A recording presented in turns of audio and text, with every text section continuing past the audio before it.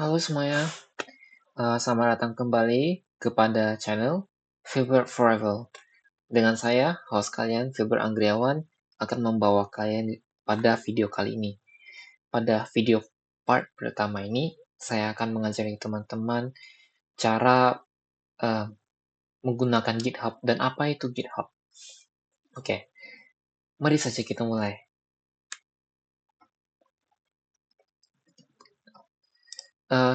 GitHub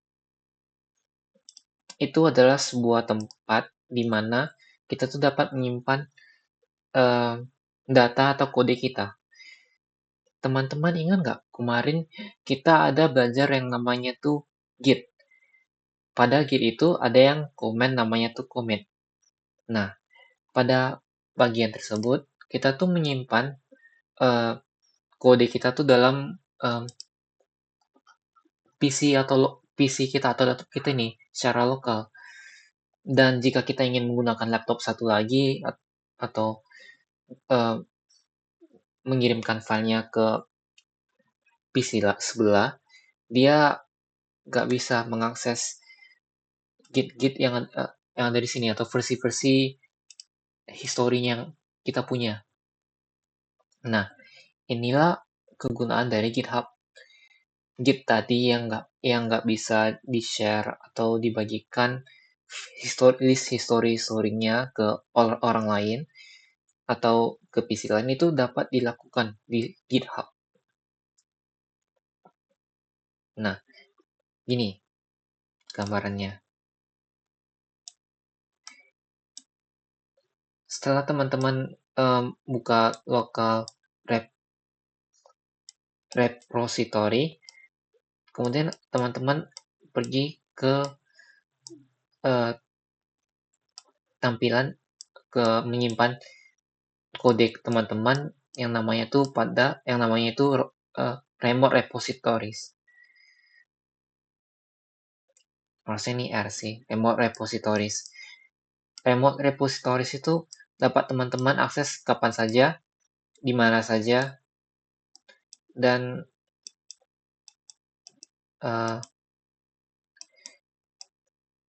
di sini mungkin di sini yang paling remote repositories yang paling terkenal itu namanya adalah GitHub. Apa itu remote repositories? Remote repository, saya lupa jelasin tadi, itu adalah tempat penyimpanan secara online. Kalau lokal tadi kan saya jelasinnya tuh secara laptop. Dia bisa menyimpan kode kita tuh di laptop aja sama history-nya. Sedangkan kalau GitHub atau remote repositories, dia tuh menyimpannya tuh di sebuah server. Nah, oleh karena itu, mari kita mulai bagaimana sih cara kita menggunakan GitHub. Oke, pertama-tama kita buka web, kemudian kita tinggal cari github.com. Nah, setelah teman-teman sudah login, maksudnya setelah teman-teman sudah membuka webnya ini, teman-teman tinggal tekan sign in. Nah, di sini kita loginnya tuh menggunakan continue with Google saja. Nah, ini adalah tampilan pertama kalian. Saat mendapatkan tampilan ini, pertama-tama kita kita pergi ke settings, kemudian pastikan nama dan email ini sudah cocok. Nah, nama dan email yang ada di sini, yang ada di GitHub kalian, itu harus sesuai, maksudnya di Visual Code teman-teman ini kan kemarin ada membuat sebuah username dan email.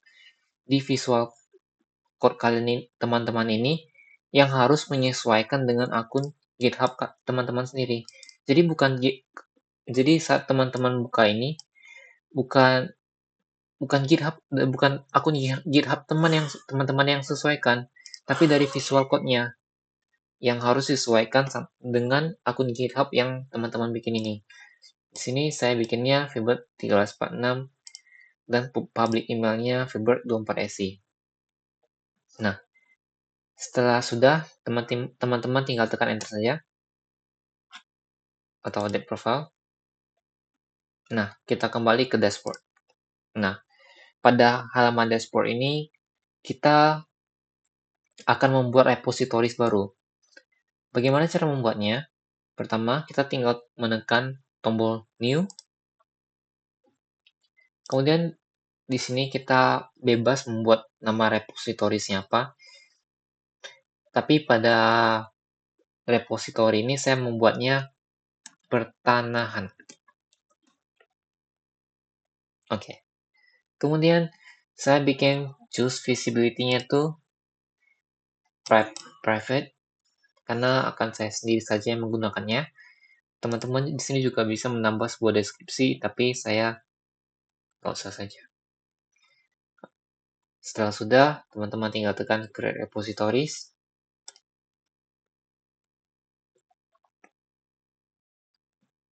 Nah, setelah sudah,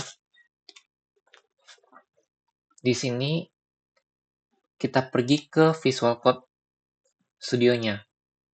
Nah, kita ulang dari awal dari materi-materi sebelumnya. Kita mulai dari uh, git init, git add sampai dia tuh masuk ke local repositories-nya. Karena untuk memasukkan ke remote repositories kita harus commit terlebih dahulu. Namun pada project atau contoh kali ini kita ini belum um, belum commit dia ke dalam local repositories. Jadi mari saja git add, git berubah jadi A semua, git commit min m, kemudian first commit. Nah, sudah berhasil. Di sini kita jalankan sebuah komen yang namanya git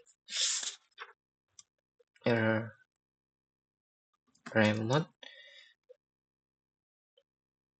Maksud saya git push min set upstream, kemudian maaf, kita pergi ke Visual Code Studio-nya, kemudian kita menggunakan git remote add GitHub, nama koneksinya atau remote repositories-nya. Jika teman-teman menggunakan remote repositories lain, kalian teman-teman ganti sesuai dengan remote repositories kalian yang kalian gunakan. Di sini karena kita belajar GitHub, kita tulis GitHub saja. Kemudian kita copy link HTTP yang sudah diberikan ini saat kita membuat repositories. Nah, setelah kita copy, kita masukin lagi kodenya ke dalam terminal. Enter saja. Nah, jika tidak ada tanda error, berarti biasanya sudah berhasil. Tapi kita ini ingin mengecek apakah benar nggak dia sudah di-add itu. Kita menggunakan git remote min-v untuk mengeceknya. Maaf, itu min-v. Nah, dia sudah connect ke GitHub-nya karena tulisan github.com di sini. Dan nah, sekarang kita akan memindahkan dari local repositories ke remote repositories-nya ke GitHub. Jika teman-teman lihat ke sini, kodenya kan belum disimpan dalam repositories kita ini. Nah, untuk menyimpannya, kita menggunakan perintah yang namanya yaitu git push set upstream GitHub master. Ini jika teman-teman pertama kali memindahkan dari lokal ke remote repositories-nya. Tapi jika teman-teman sudah git push yang sudah ke beberapa kalinya, teman-teman tinggal git push saja, nggak usah pakai git push min set upstream GitHub master. Ini kita tinggal enter saja.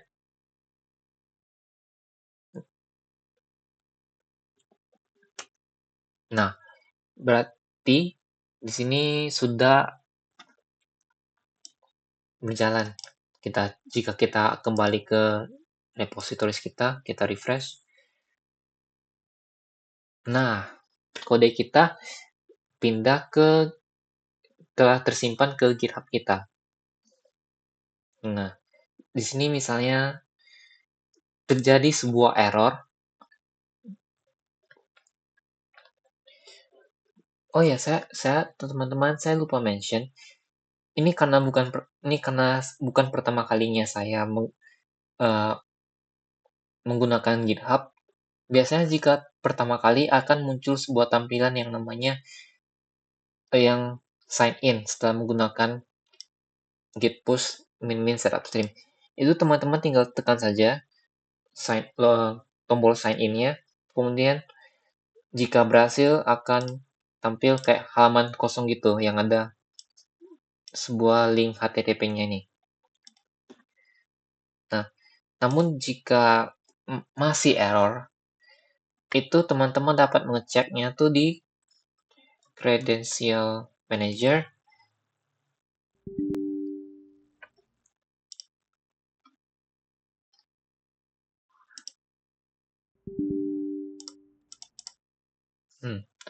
Entah kenapa saya tidak dapat mengecek Credential Manager saya, tapi di sini di saat teman-teman mengakses Credential Manager, teman-teman tinggal tekan biasanya di sebelah kanan window Credential yang nanti akan menampilkan aplikasi-aplikasi yang salah satunya yaitu GitHub. Nah, di GitHub ini teman-teman tinggal tekan remove saja dan teman-teman tinggal jalankan git push min set min upstream GitHub master dan biasanya selalu bekerja. Nah, sekarang kita misalnya akan menambahkan rute baru.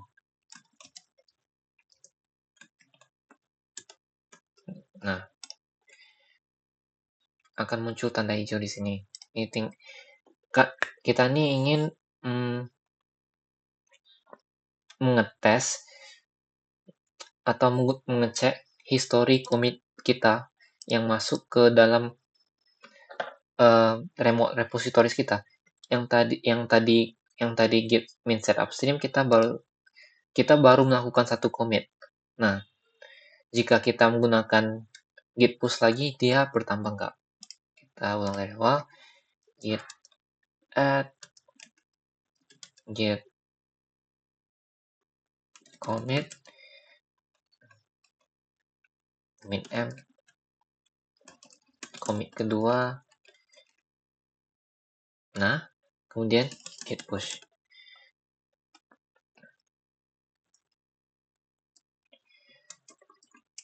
Saya juga lupa mention, jika teman-teman ingin mengecek file-filenya tuh sudah semuanya tuh kepindah ke dalam remote repositories-nya, itu menggunakan git status.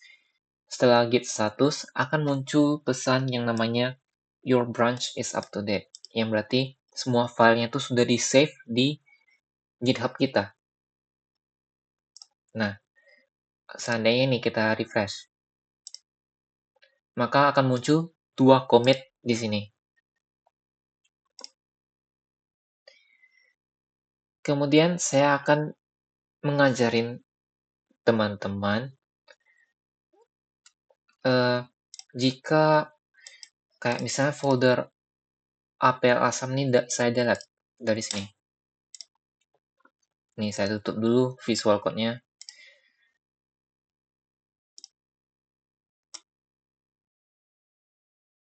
Project-nya hilang. Dulu bagaimana kita dapat mengakses kode yang sudah project yang sudah di-delete? Nah, asalkan gini caranya. Asalkan teman-teman sudah git push code project-nya sebelumnya, teman-teman dapat mendownload ulang project-nya dengan cara pertama kita pergi ke Laragon. Kemudian teman-teman ini install aja, buka terminalnya, tutup, pakai perintah git clone, kemudian teman-teman pergi lagi ke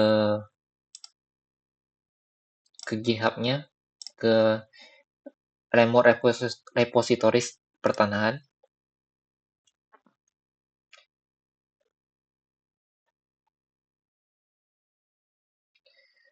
kemudian sama kayak tadi, teman-teman klik yang tanda panah ke bawah pada tombol kode, kemudian copy lagi link HTTP-nya tadi.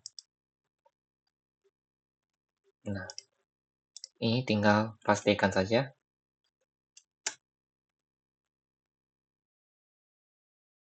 Nah, sampai sini cloningnya sudah berhasil.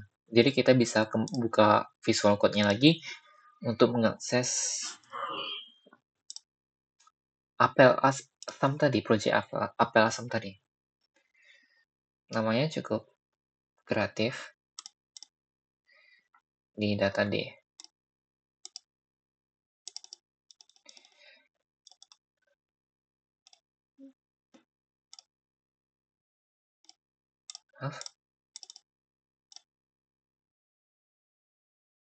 Oh, saya sorry, saya baru connect. Saya clone itu adalah pertanahannya ini. Jadi misalnya saya delete pertanahannya. Nah, oke, saya coba lagi. Nah, git clone.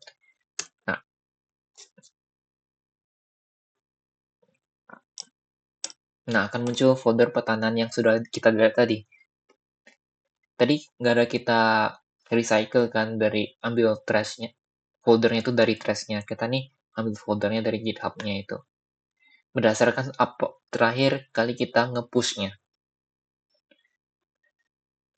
Nah, jika kita coba jalankan lagi yang pertanahan, project pertanahan,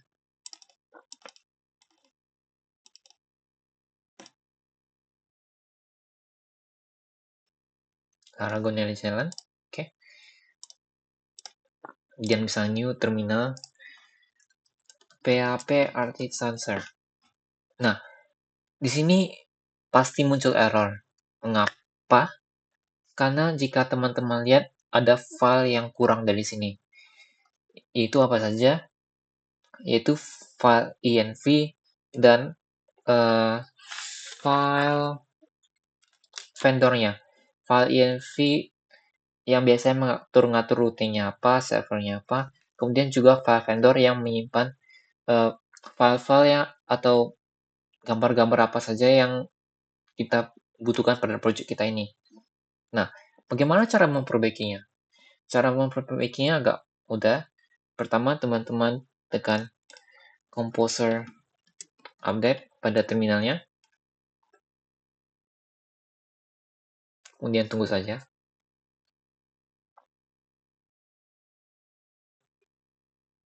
Nah, masih loading.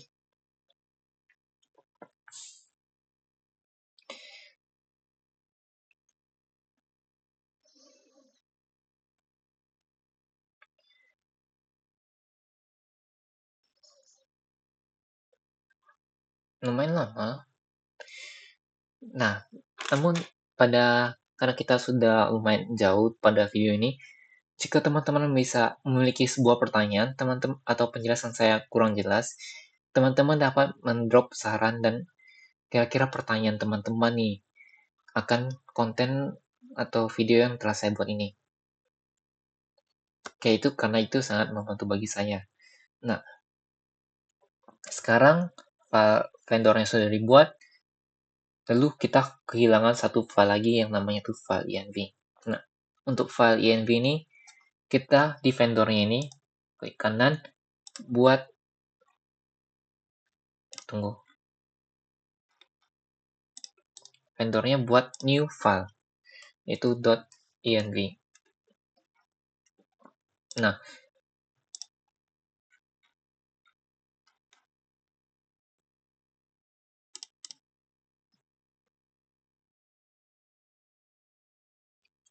Tunggu ya. Ini kok new folder ya. Di sini aja nggak apa.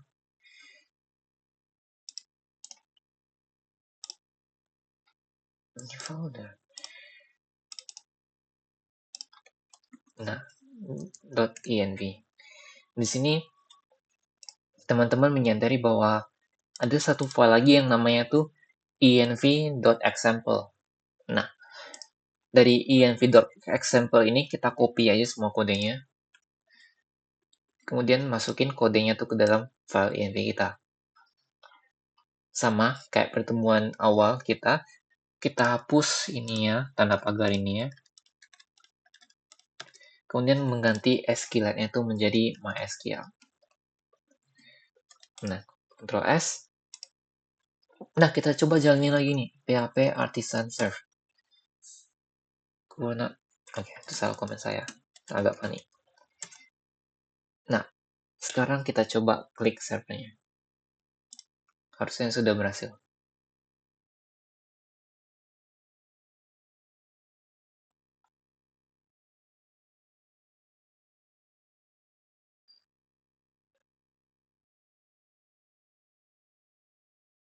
Missing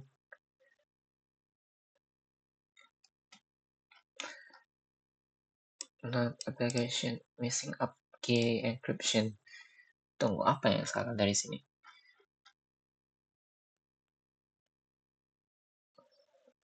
Missing up key encryption.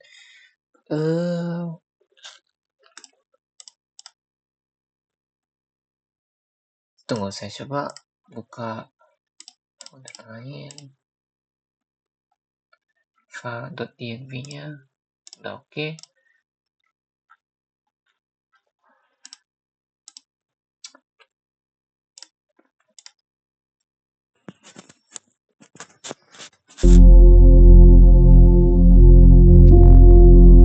Maaf.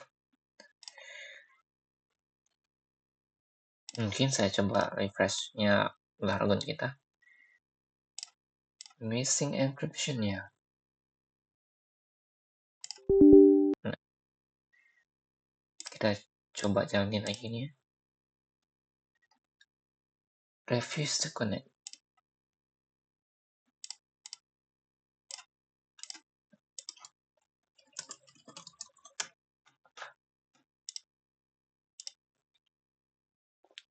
No application encryption key is explicit. Ini saya baru pertama kali sih. Kita coba tanyakan ke Autopad. Mengapa ini error?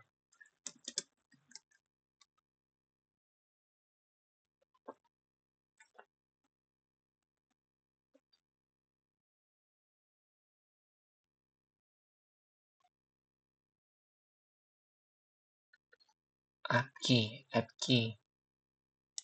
Oh, ininya kosong app key-nya. Tapi kalau di folder lain gimana ya?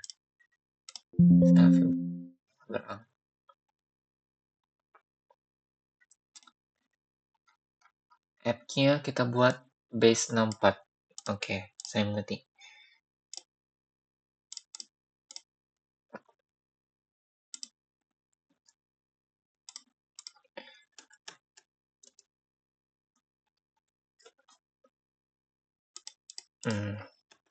Gimana ya?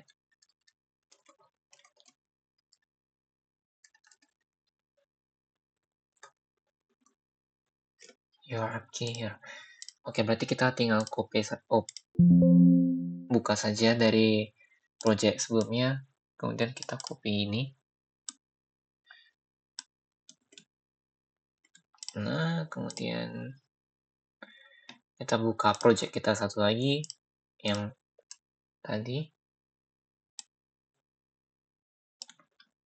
Nah, coba kita refresh.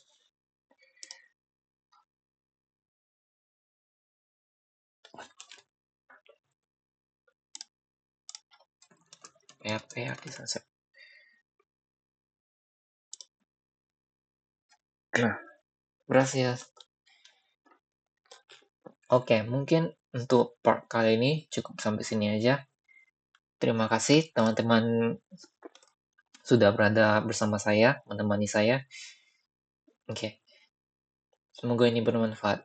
Dan semoga teman-teman dapat lanjut ke part 2 agar ilmu teman-teman dapat bertambah dalam pembuatan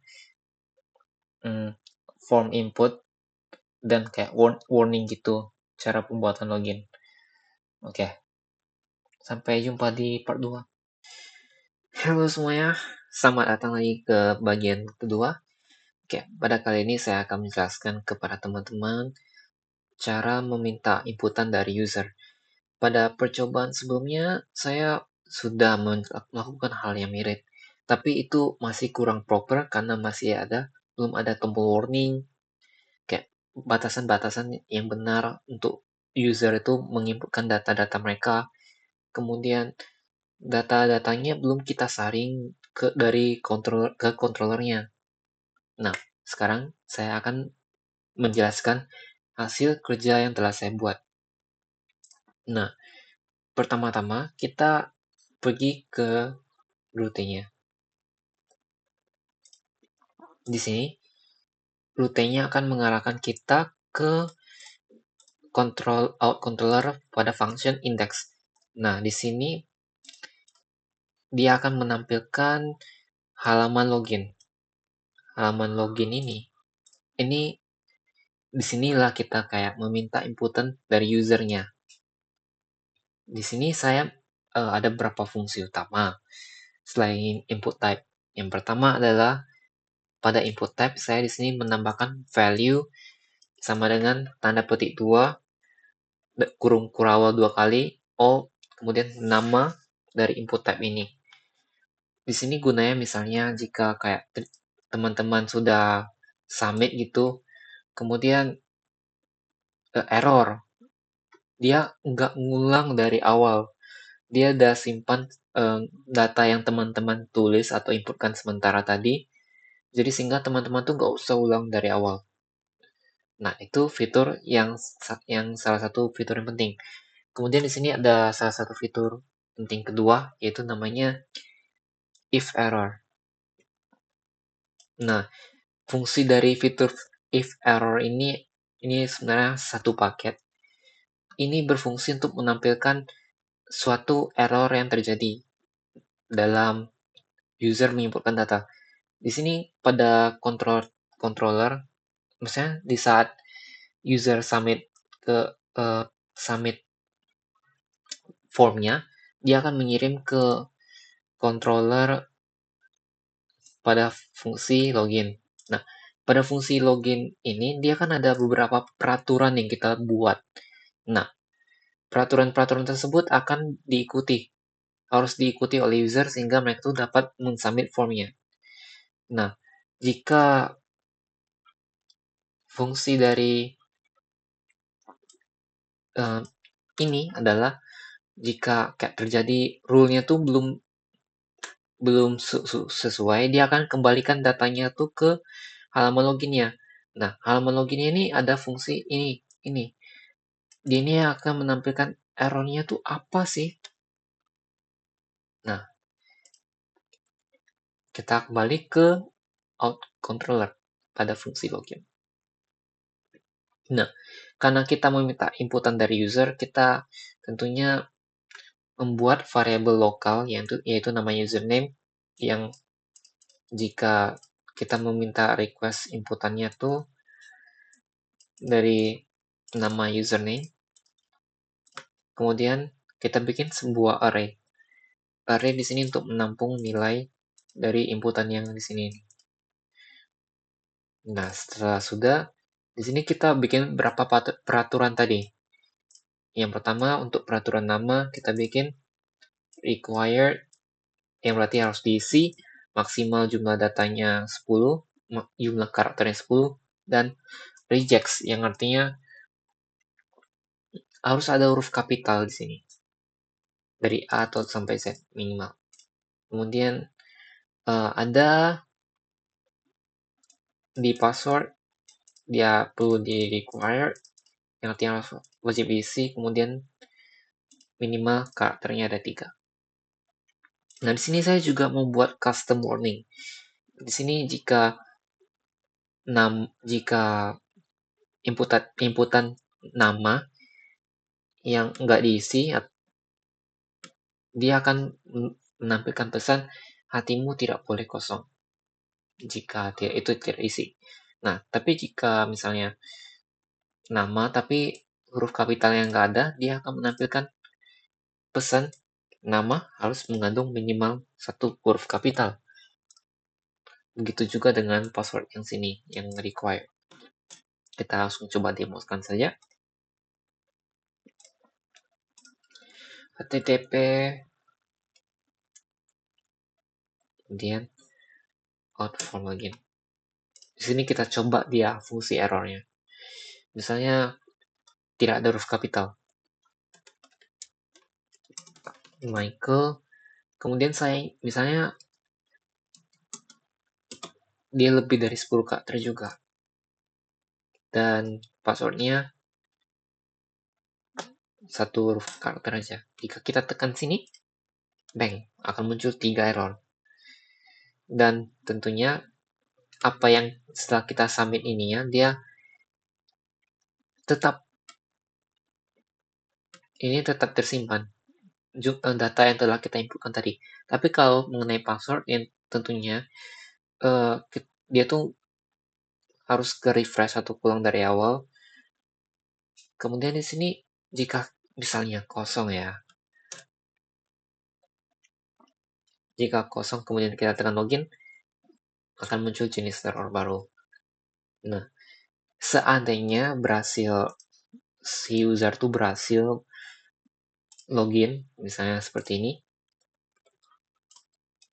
apa adanya, dia akan pergi ke halaman selamat login yang ada di sini. Di sini saya cara menampilkan inputan dari user ke sebuah view. Saya menggunakan data yang variable array data tadi yang kita lempar ke selamat login, yang pada selamat login kita tinggal kita tuh memanggil isi array-nya tuh apa. Di sini saya memanggil isi array nama. Begitu. Mungkin cukup sekian saja penjelasan singkat saya. Saya harap penjelasan ini sangat bermanfaat untuk kita semua. Dan jika teman-teman memiliki pertanyaan nih, atau sebuah saran, teman-teman bisa letak saran dan pertanyaannya di kolom komentar di bawah ini. Dan sekian saja dari saya, jangan lupa subscribe.